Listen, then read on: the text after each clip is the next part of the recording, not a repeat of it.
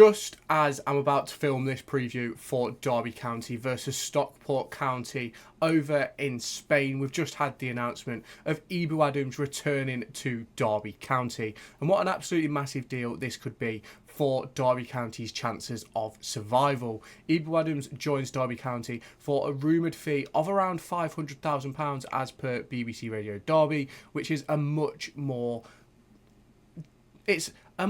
acceptable asking price in my opinion. Now, it was BBC Radio Derby who first pushed the 1 million asking price, but it obviously appears that Derby County have just beat away at Cardiff City, and Ebou Adams, obviously wanting to return, has been able to make that asking price go down to £500,000.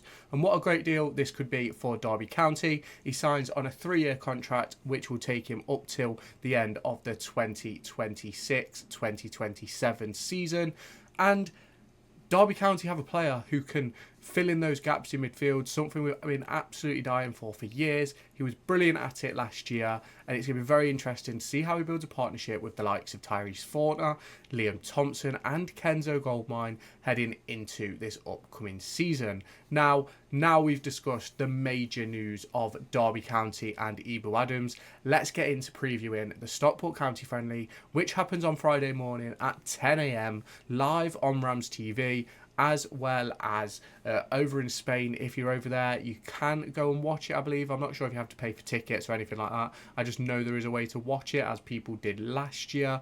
So this is going to be a bit of an interesting one. Now, I believe we will see Derby County give Ebou Adams his first minutes as a Derby County permanent signing in this game. He'll probably get about half an hour, I imagine. And if you don't already know, Derby County played a different friendly just yesterday as I'm filming this video. They played a Portuguese second tier side and lost 3-1. However, to caveat the result, I think it's important to mention that Derby County did train first thing in the morning before they played that game, and it was probably an intensive session. These sort of games that they're playing now, I believe it was an 80-minute match. It's not necessarily about the results. As I said after the Matlock Town game, yes, undoubtedly it's brilliant if you go into the start of the season winning every single game, but I also think it's massive that you face adversity in pre-season. I think you've got to go a goal down in a couple of games. You've got to play games through fatigue, and I do think that was the main aim from yesterday's game.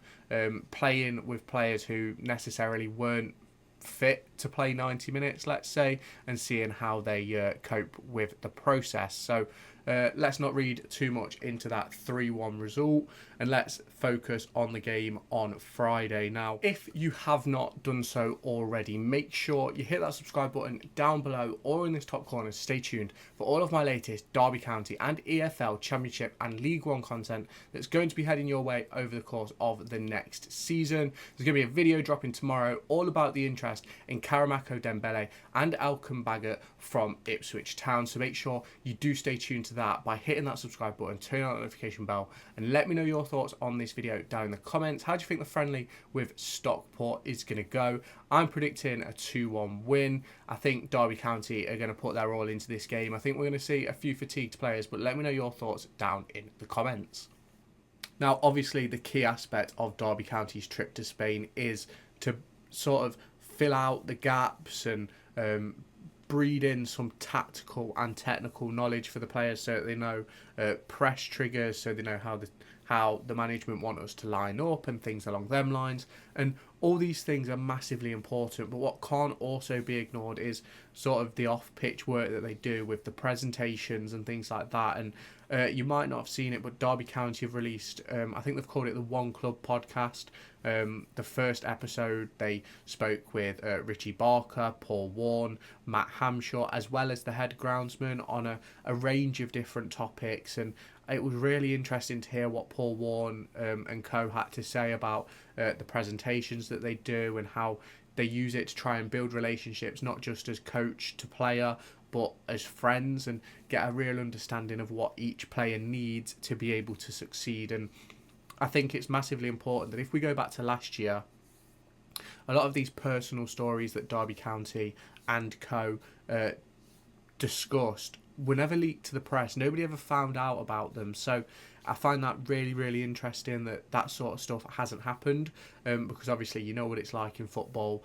People always wanting to get the edge on their teammates to get into the squad, and I just think it's really good that there's been no leaks from those presentations and meetings. So it's going to be really interesting to see how it goes this year. Hopefully no leaks heading into this season, and it's going to be really interesting to see what Paul Warne and co do intend to do with stuff like that going forward. It sounds like it's something that's absolutely massive to their pre-season programme, because I believe at one point Paul Warne did say if it meant signing one less player, he would rather have one less player in his squad to be able to do this trip, because of how important he thinks it is for the likes of team bonding and building up chemistry within the squad and relationships. And obviously they've got them 24/7 for, I believe it's 7 or 8 days over in Spain. So absolutely massive for the club, for the staff and for the players to really sort of get to know each other. And you look at someone like Kenzo Goldmine, who's just come in from a completely different country. It's a really good opportunity for him to really integrate himself within the squad and to really find himself sort of a group of friends or a group of people that he can stick with throughout this season, as normally happens. And we also then found out that Callum Elder has been sort of up there in the top echelons for the fitness. Now, he has been beaten by Kane Wilson, but it's really interesting to see that Callum Elder, who really struggled with his fitness last year, seems to have really put in some work over the off-season to make sure that he is ready for this upcoming campaign. So that is going to be really interesting to see. Now, obviously, with the addition of Ebou Adams, it is going to be absolutely pivotal that Derby County do still bring in other players. I believe that Paul Warne will still be looking for probably 1 or 2 goalkeepers, maybe even a centre-half. I believe there's probably 3 more midfielders that he wants, based on what he was saying post-Matlock Town. And obviously, we then have to look at like the wide positions. I think he'll probably want another forward man, whether that be a number 9 or wide.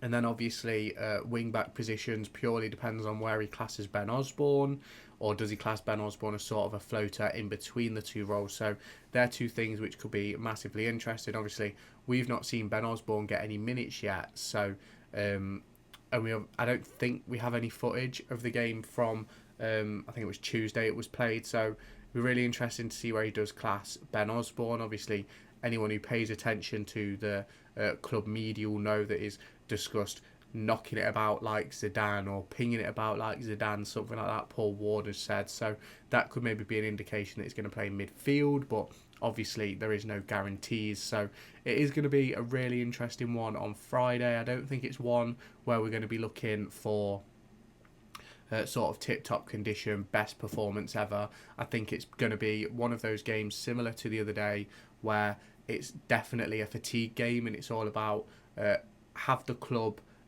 and the players got the most out of this trip to Spain? Are they knackered? I think that's going to be the important thing. I think the players need to look knackered throughout the game, because I think that is the aim of this Spanish trip. I think Paul Warne and Richie Barker said that some days they're going to be doing 3 sessions a day. So it's going to be really interesting to see how that one does play out. Obviously, with the signing of Ebou Adams, obviously offers another man in midfield. It puts us to 4 or 5, depending on where you classify Ben Osborne. So that's going to be really interesting to see. So you'll have to let me know your thoughts down in the comments. And if you have not done so already, make sure you hit that subscribe button, and I'll catch you in the next video. Make sure to go and find me on TikTok, pictured here, and Twitter, pictured here. These are the places where I'll keep you all up to date with all my upcoming videos and my thoughts and feelings around the Formula 1 and football weekend.